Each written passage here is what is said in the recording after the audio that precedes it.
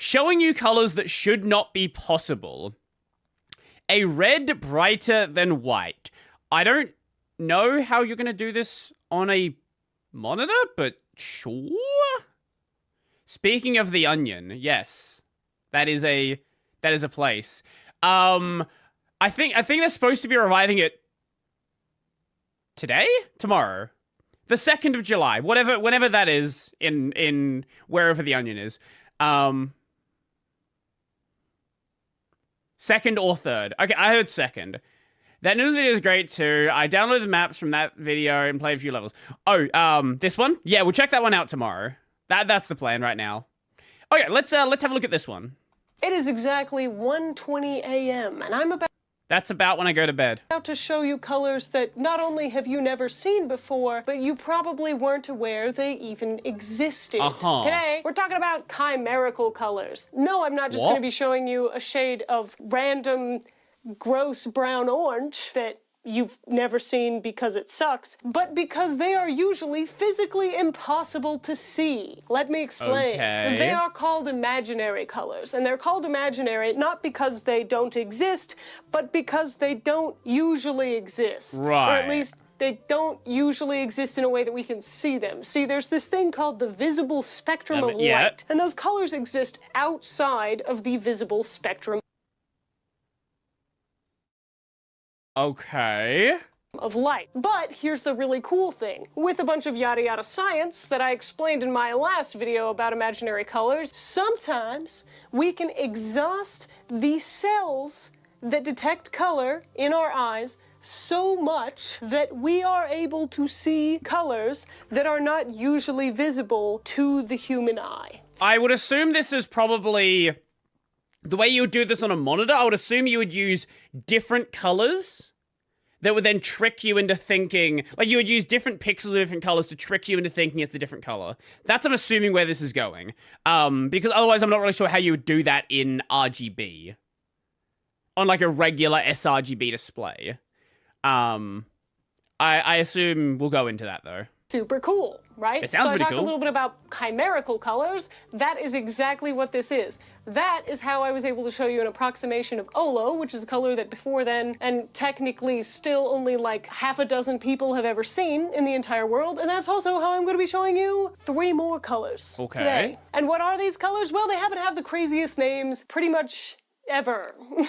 Because these colors are Stygian blue, that sounds cool. hyperbolic orange, sounds cool as well, and self-luminous red. Right. What the frick is that? Well, I'm about to tell you. And we're going to be doing them throughout the video, kind of spaced out so that your eyes can have a second to rest. If you can watch this video in a dark room, that's probably ideal. If not,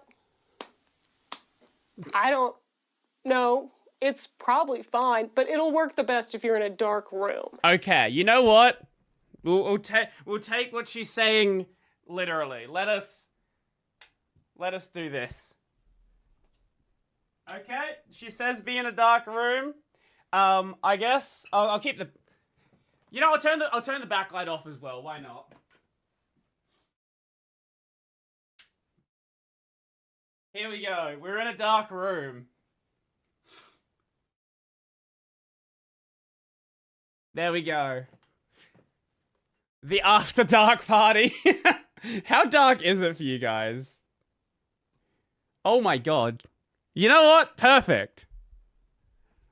But before we get to experimenting with these colors, a quick sponsor. As someone who spends most of their waking hours either working or thinking about working, sometimes it can be hard to find the time or energy to eat balanced meals. And occasionally is this another HelloFresh ad? bowl of nutrients turns into several bowls of crackers and a piece of melted cheese. That's why I am happy to be partnering with Factor for this video, because it's HelloFresh but with a different name. They deliver fresh, never frozen meals directly to your front door that you can literally just pop in the microwave for 2 minutes and then have ready to eat. No planning, no cleanup, and they're crafted by besides chefs. the plate. Ooh la la. And the but do they fork and knife. taste good? That's important. Yeah. they're freaking delicious. So if you're a workaholic like me, or if you just like the convenience of easy meals and you want to try out Factor, head to factor75.com or click the link below and use code BECCAFB50 to get 50% off your first Factor box plus free breakfast. Oh, Factor is owned by HelloFresh.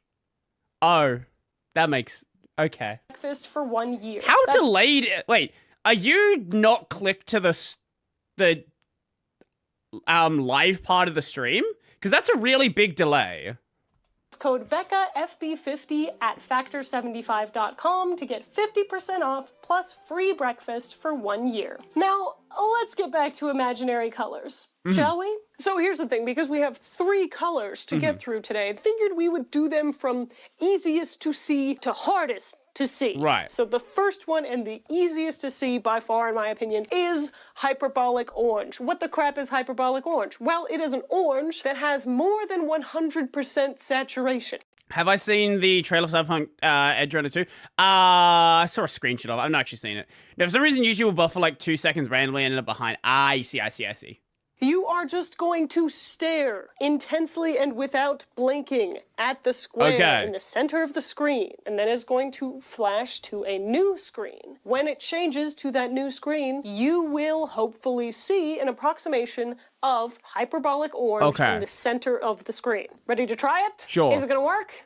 We'll see. Well, that's for you to know and me to find out. Okay.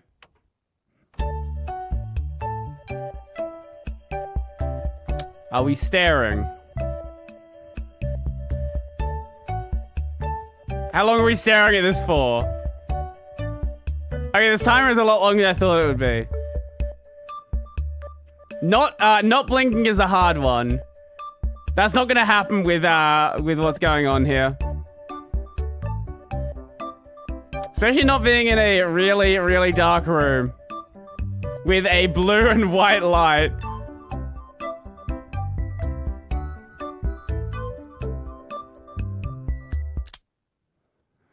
Oh, Jesus Christ. So, okay, friends, that's very orange. Did you enjoy the hyperbolic orange? Hopefully your eyes are feeling okay so far, They're because fine. we got 2 more colors, baby. It did so the throw things off color real bad, though. Everything now is a little bit orange. Luminous red, which is supposed to be a red that is simultaneously very saturated and also appears to be like glowing from within itself. Okay. If that makes sense, even though it's on a flat background. Some people say that it's a red that appears brighter than white, and other people just say that it is a red that is extremely ridiculously glowy despite being a solid color.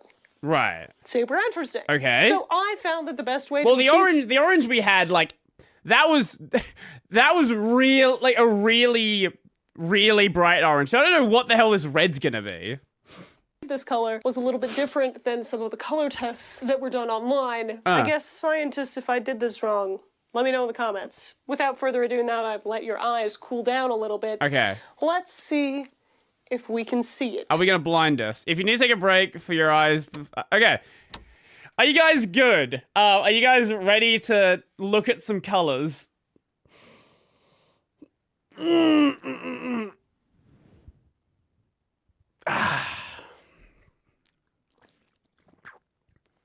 I assume we're just gonna stare at the center of the screen again. It'll be green.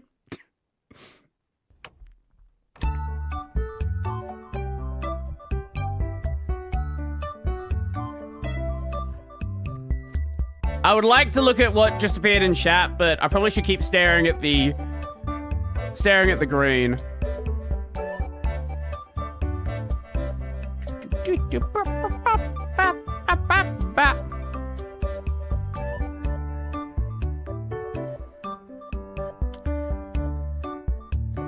Okay. What are we gonna see here?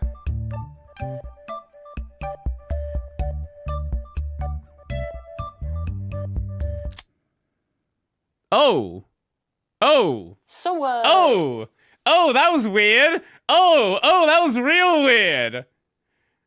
It didn't look red to me. I will say that. It definitely didn't look red. It looked like a white cube in the center of the screen that was brighter than the rest of the background, even though the entire background was the same color. Once my eyes like readjusted after the fact. Colorblind test? No, we're looking at colors that shouldn't be possible. It is... yeah. They have a slightly pink hue to it. I guess maybe a little bit. But I couldn't really tell as much. Did you see it? Let me know in the comments if this one worked for you. Now, this third color is the one that I frankly had the most difficulty with. What's super interesting about Stygian blue, number one, it's named after the river Styx, which was said to be an incredibly dark black-blue color. And it's also by far, I think, the one that I had the hardest time figuring out a really, really effective visual way to trick your eyes into seeing this color. But I think I did it. I think this one is probably my favorite. Without further ado, let's see if we can see that river Styx, that Stygian blue. Okay, give yourself a fucking slight break for this one. Why is Brodie in the dark now? Because it was recommended to do this video in a dark room. So we're in a dark room. That was the goal. That was the requirement. Wait, hold up. Why is Yakuza still open?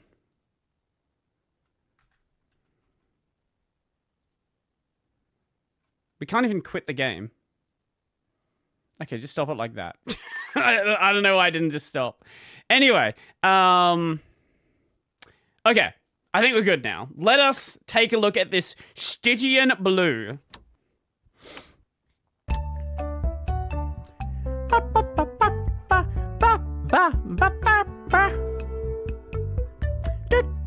I am sure this one's going to be a bit of a weird one with how much I'm already seeing the yellow and the white blend together. The edges of the yellow are kind of like disappearing.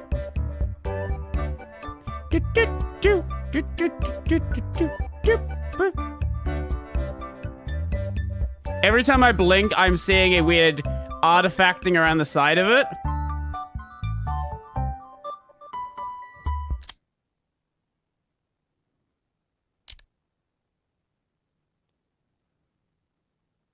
So, did you see it? This one was the hardest for me to see, even when I was very, very confident that I was doing it perfectly correctly. And I know with some other people, it might take you a few watch-throughs of a couple of these, especially like the self-luminous red and the Stygian blue, to really see the full, saturated, imaginary color. A very funny sentence to think about. So, here's the thing. You could be saying, why does any of this matter?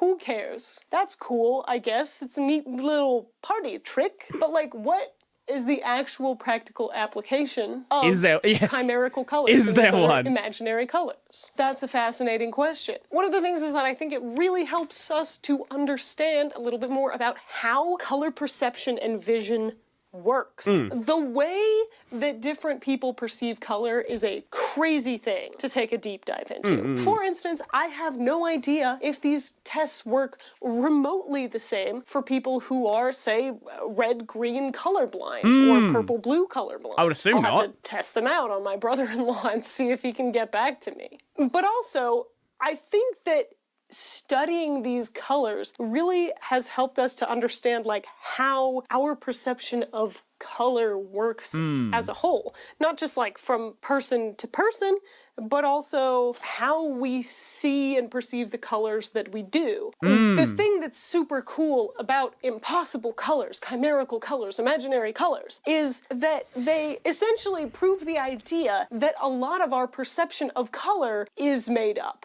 It's imaginary.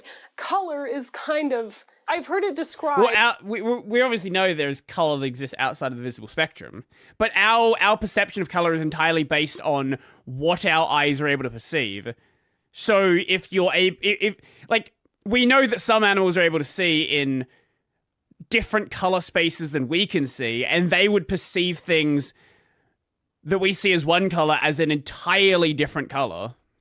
that the way that our brains perceive color, it's kind of like a display on your computer. You don't literally have a tiny little folder that you're opening to access your documents. It's just a bunch of zeros and ones. But because you can move the cursor and you understand what you're seeing and you can interpret that to do a valuable function, it doesn't really matter what it actually is versus what you perceive it as. Color is very much the same way. So in a way, all colors are really just imaginary. We have no way of knowing if the person next to us... Well, here's another fun one. Perception of color is also language defined.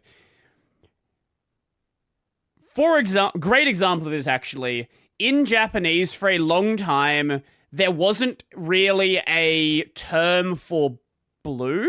For green.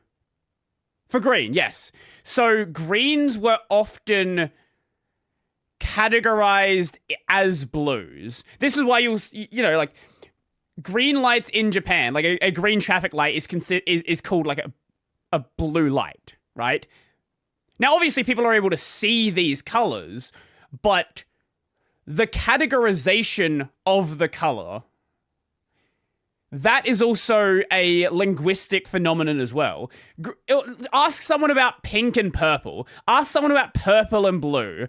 And people's different experience, that is going to define, especially with the colors that are like slightly one way or the other, different people will tell you a completely different result for those. Or like orange and brown's another good example. Any of these colors which blend together is perceiving color in exactly the same way that we are. I've thought about this a lot. But anyway, existential thoughts aside, what was your favorite imaginary color that we saw today? Did you like any of them? Did you hate them all? And if you like this video, you would probably like my other videos where I talk about color, imaginary colors, and color perception. Such as my video where I show you Olo, a color that previously only like 6 people had seen, and another video about why pink is not a real color. If you enjoyed this video, please throw me a subscribe and comment and all that good stuff. Thank you so much to my patrons. They make everything that I do possible. And lastly, thanks again to the sponsor of this video, Factor.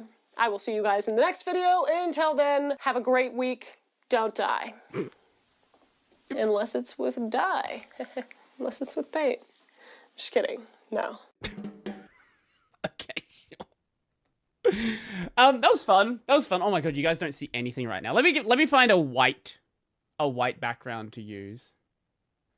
You know what? Let's bring the onion picture back. Yeah, here we go. The onion picture works. I'll send you guys the link to that video if you want to check out the channel and all that stuff. Here we go. There we go. Just as brown is not a real color. There we go. Well, that was fun. Oh, I'm gonna bounce for today. Tomorrow we are probably gonna finish off Shenmue 3. I don't know if it'll be finished, but we'll get pretty damn close to finishing it, if not.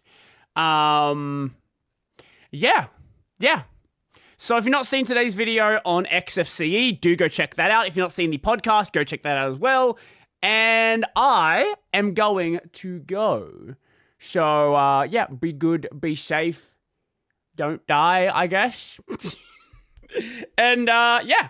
So, I will be back tomorrow. See you guys later. I am out.